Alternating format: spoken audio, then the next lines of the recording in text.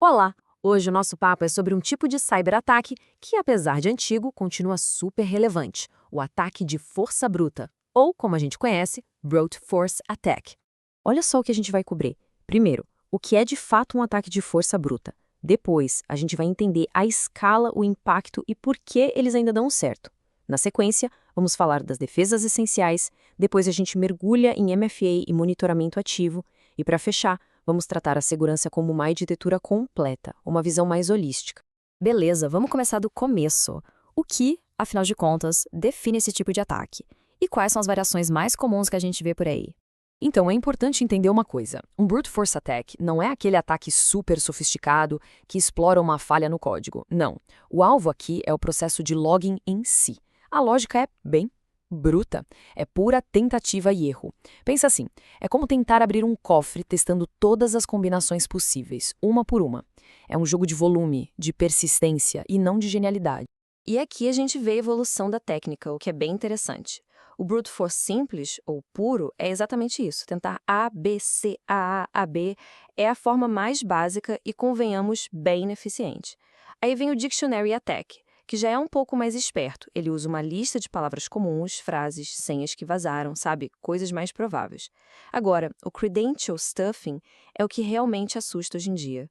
Porque aqui o atacante não está adivinhando a senha. Ele está usando listas de usuários e senhas que já vazaram de outros sites e simplesmente testando em massa. Ele aposta no péssimo hábito que muita gente tem de reutilizar a mesma senha em tudo quanto é lugar. E é exatamente isso.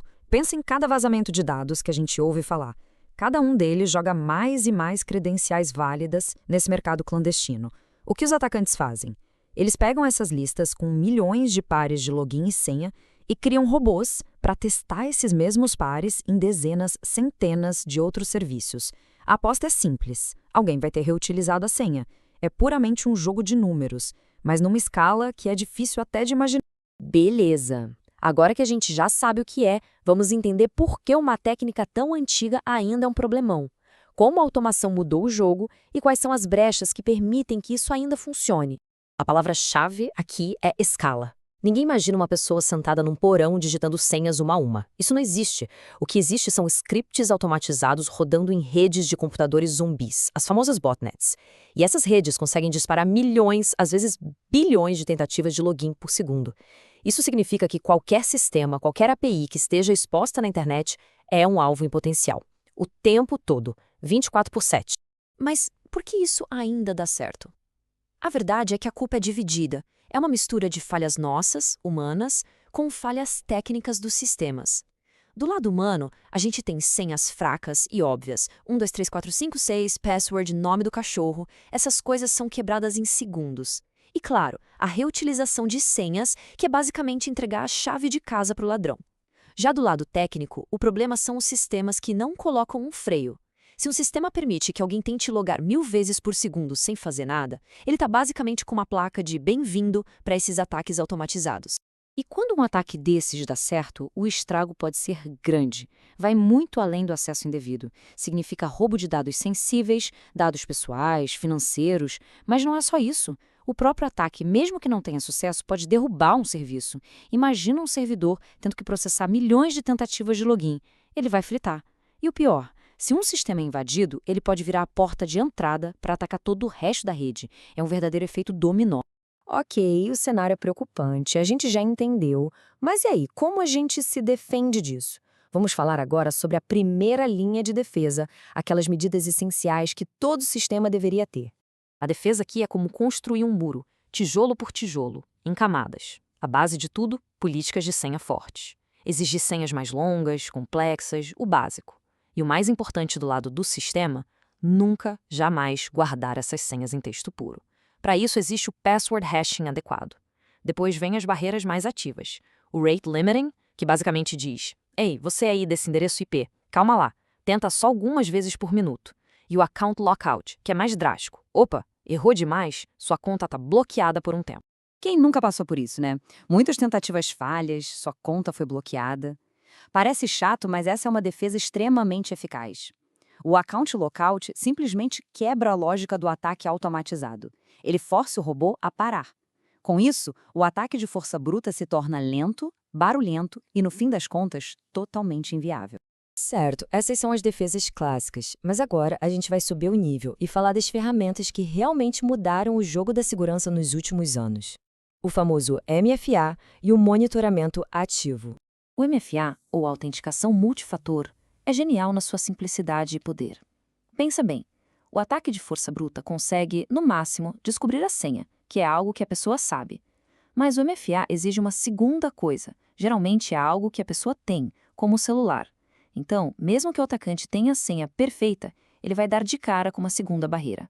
E para passar por ela, ele precisaria ter o celular da vítima na mão. Isso complica o ataque de uma forma absurda. E é por isso que o MFA quebra o modelo do brute force. É um knockout técnico. Aquele segundo fator, seja o código no app, a biometria, uma chave física, simplesmente não pode ser adivinhado por um robô na internet. Fim de papo. O MFA torna a senha sozinha praticamente inútil para o invasor.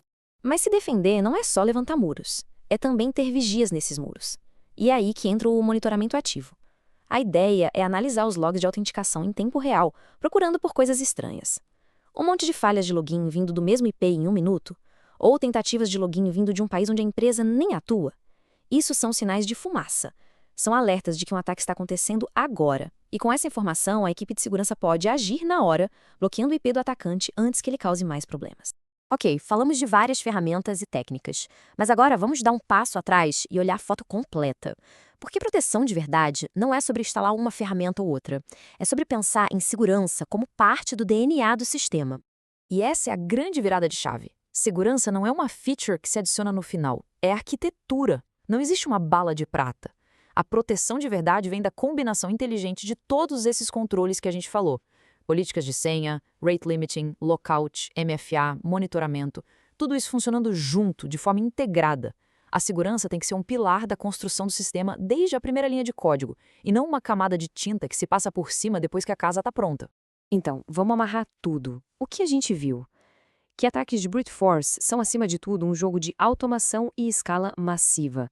Vimos que eles só funcionam por causa de uma mistura perigosa de erro humano com brechas técnicas. E a defesa? Bom, a defesa eficaz precisa ser em camadas, combinando políticas fortes, rate limiting, MFA e um bom monitoramento. E a grande lição é, segurança tem que ser um pilar fundamental no design de qualquer sistema. No final das contas, a estratégia mais eficaz é essa defesa em camadas, que integra os controles humanos, técnicos e arquiteturais. É essa visão completa que cria uma proteção realmente resiliente contra ataques de força bruta. Se esta análise foi útil de alguma forma, não se esqueça de deixar um like e assinar o canal para mais conteúdo.